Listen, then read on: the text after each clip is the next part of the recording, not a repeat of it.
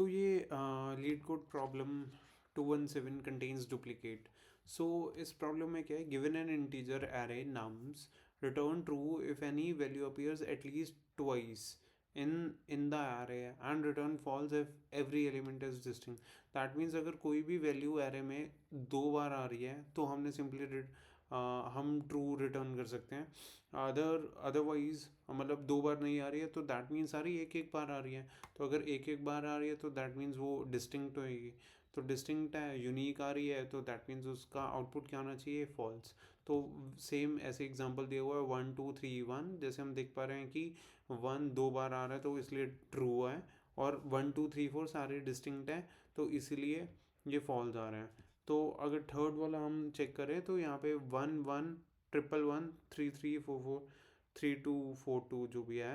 तो यहाँ पे जैसे हमने देखा दो बार तो एटलीस्ट वन आ ही चुका है, तो सिंपली हम रिटर्न ट्रू भी मार्क कर सकते हैं. तो ये ऐसे वर्कआउट करता है. तो अगर मैं इसका अब इसमें बेसिकली हम ओके यहाँ पे मैं इजी वे में समझाता हूँ कि क्या है. यहाँ पे हमने क्या करना है, एक एरे लेना है. Let suppose 1 2 3 1. तो मैं जैसे मैंने बताया कि एरे का हम क्या करते हैं, काउंट ट्रिवर्स करते हैं हमेशा. ये नम्स एरे हैं. तो इस प्रॉब्लम में क्या है, जैसे आपके पास ये एरे हैं तो आपको काउंट करना है कि 1 कितनी बार आया है. 1 लेट सपोज दो बार आया है. 2 कितनी बार आया है, एक बार आया है. 3 कितनी बार आया है, एक बार आ रहा है. तो आपके पास नंबर्स तो है लेकिन काउंट कहाँ कहाँ पे से सेव करोगे. तो उसके लिए हमें एक डेटा स्ट्रक्चर चाहिए होता है. तो जैसे हमें पता है कि जहाँ पे की भी स्टोर हो जाए और वैल्यू भी स्टोर हो जाए, तो बेस्ट डेटा स्ट्रक्चर क्या यूज़ होता है उसके लिए हम यूज़ करते हैं हैश मैप यूज़ करते हैं, जहाँ पे आप की वैल्यू पेयर में आप डेटा स्टोर कर दो. तो इस प्रॉब्लम के लिए हम क्या करेंगे, हम लेंगे हैश मैप. ओके. तो ये मेरा नम्स का एरे हो गया. तो मेरे को पता है 0 1 2 3. तो ऐसे ही मैंने ट्रेवर्स करते जाना है और मैंने चेक करते जाना है कि वो नंबर कितनी बार रिपीट हो रहा है. That's it. तो ऐसे ही मैंने सबसे पहले क्या करा, मैं क्या करता हूँ, एक इस बार मैं क्या करता हूँ, इंट एन लेता हूँ और यहाँ पे नम्स डॉट लेंथ स्टोर कर लेता हूँ, ताकि बार बार मेरे को नम्स डॉट लेंथ यूज़ ना करना पड़े. तो अब मैं मैप लेता हूँ. मैप यहाँ पे मैंने इंटीजर कॉमा इंटीजर, क्योंकि मेरे को पता है मेरा की भी इंटीजर है और 1 कितनी बार आया, दो बार. तो मतलब ये भी इंटीजर है, ये भी इंटीजर है. तो इसलिए मैंने यहाँ पे एक वेरिएबल ले लिया, मैप इक्वल्स टू न्यू. यहाँ पे मैंने हैश मैप इंटरफेस है मेरा, हैश मैप क्लास है. और यहाँ पे मैंने ये ऑप्शनल होता है, तुम यहाँ पे जेनरिक्स लिखो या ना लिखो. तो मैंने नहीं लिखा इस बार. तो मैंने for int i equal to 0, i less than, अब मैं एन कर सकता हूँ. तो मैंने आई प्लस प्लस कर दिया. तो मैंने यहाँ पे एक कंडीशन ली, इफ़ मैप. अब तुम प्री डिफाइंड फंक्शन यूज़ कर सकते हो. एज यू नो ये हैश मैप मेरा कलेक्शन है and collection gives you predefined functions as well. तो यहाँ पे तुमने एक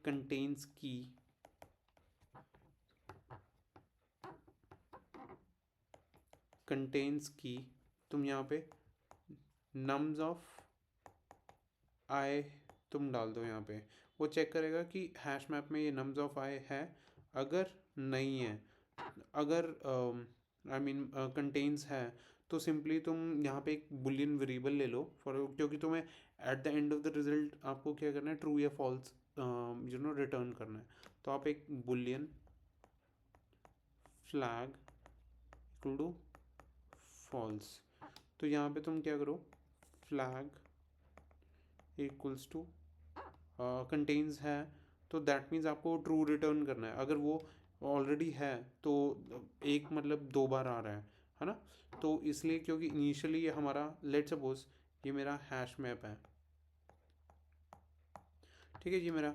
तो इनिशियली तो एम्प्टी होएगा, तो यहाँ पे हमेशा क्या होएगा, वो कंटेन नहीं करेगा, तो वो एल्स केस में जाएगा. सबसे पहले मैं एल्स केस ही बना देता हूँ. तो अगर वो नहीं है तो क्या करे, मैप डॉट पुट तो जहाँ पे जो मेरा की है नम्स ऑफ आई,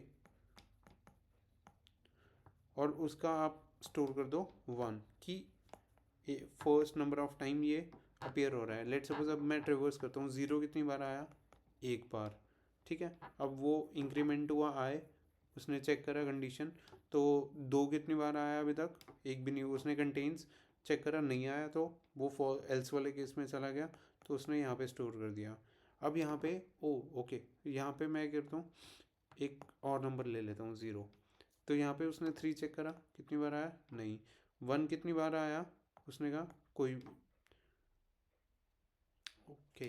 सबसे पहले मैंने वन चेक करा ना, तो 1 कितनी बार आया, तो मैंने यहाँ 0 नहीं, मेरे को यहाँ पे 1 डालना चाहिए था। ओके, इसको मैं रब कर देता हूँ। तो 1 कितनी बार आया, 1, और 2 कितनी बार आया, 1, 3 कितनी बार आया, 1। तो अब वो इस पे गया, और मैं इसको रब कर देता हूँ, लास्ट जो एलिमेंट मैंने लिया, आई थिंक इतना सफिशिएंट रहेगा। अरे तो 1 अब उसने चेक करा कि 1 तो आ चुका है, तो दैट मीन्स कंटेन्स हो चुका है। तो मैं क्या करता हूँ, फ्लैग को इस बार ट्रू कर देता हूँ। फ्लैग को ट्रू कर दिया मैंने, और मैंने बाहर आके जैसे ये ट्रू करा, तो जैसे ये मेरा यू नो फॉर लूप ख़त्म होएगा, तो यहाँ पे मैं इफ़ कंडीशन लगा सकता हूँ। यहाँ पे मैंने इफ़ कंडीशन लगाई, इफ़ फ्लैग की वैल्यू ट्रू है, दैट मीन्स, तो मैं क्या करूँ, रिटर्न ट्रू कर दूँ, एल्स रिटर्न फॉल्स कर देता हूँ।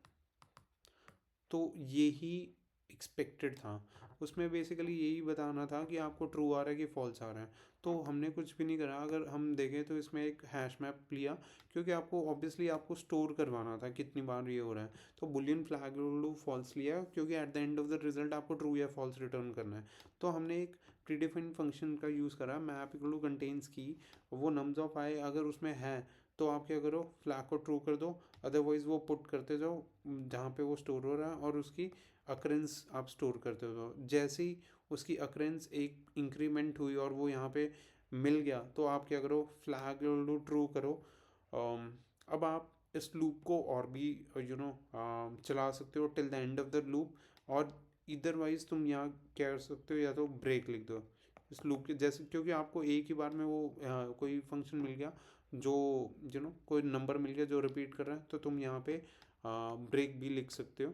ब्रेक करेगा तो दैट मीन्स ये फॉर लूप से वो बाहर आ जाएगा, और जैसे ही वो बाहर आया, तो उसने इफ़ की कंडीशन चेक करी कि फ्लैग ट्रू है या फॉल्स, ट्रू है तो रिटर्न ट्रू कर देगा, एल्स फॉल्स रिटर्न करेगा, दैट्स इट। तो एक बार हम इसको कोडिंग वाइज देखते हैं कि कोडिंग में ये कैसे वर्कआउट करेगा। तो हमने यहाँ पे एक नम्स एरे ले लेते हैं, यहाँ पे इंट नम्स, यहाँ पे हमने एक एरे लिया इंट नम्स। तो अब हमने क्या करा, int i equal to 0, i less than nums dot length i plus plus, और जैसे मैंने बताया था हमने एक हैश मैप लेना है, map integer comma integer to map to new hash map, hash map ले लिया, ठीक है। अब कंट्रोल शिफ्ट हो, और इसको ऑप्शनल होता है तो इसको हम हटा देते हैं, ओके। तो हमने क्या करा, यहाँ पे condition if map dot contains की, अब कंटेन्स की मैप डॉट कंटेन्स की, तो हमने यहाँ क्या करा, हमने मैप डॉट कंटेन्स की नम्स ऑफ आई हमने चेक करा। तो यहाँ पे हमें एक बुलियन वेरिएबल भी लेना था, boolean flag equal to false, ठीक है। तो यहाँ पे अगर वो कंटेन कर रहा है, तो हमने क्या करना है, तो आप flag equal to true return कर दो, और जैसे मैंने बताया था तुम ब्रेक भी कर सकते हो, और या तो एल्स कंडीशन में तुम क्या करो, फ्लैग इक्वल टू तो तुमने पुट करना है मैप डॉट पुट, और यहाँ पे तुमने नम्स ऑफ आई और यहाँ पे 1। ओके, तो ये मेरा फॉर लूप ख़त्म हो रहा है यहाँ पे, ये फॉर लूप। और मैंने चेक करा if flag equals to true, तो सिंस मैंने रिटर्न मेन मेथड में लिख लिया तो कोई सेपरेट मेथड नहीं लिया, लेट्स सपोज मैं ट्रू प्रिंट कर रहा हूँ, एल्स फॉल्स प्रिंट कर दो।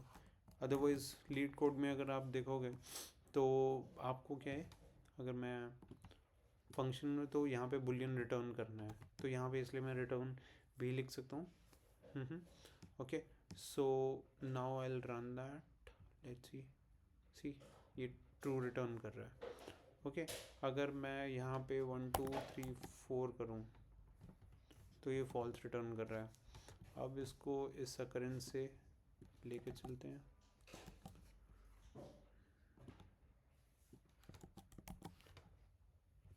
तो ये ट्रू रिटर्न कर रहा है। हेंस अगर आप यही मैंने सेम कोड यहाँ लिखा है, अगर आप यहाँ चेक करोगे तो यहाँ पे तुम ब्रेक भी कर सकते हो, मैंने यहाँ ब्रेक नहीं करा। और अगर रन करोगे तो it is passing all the test cases. Thank you so much.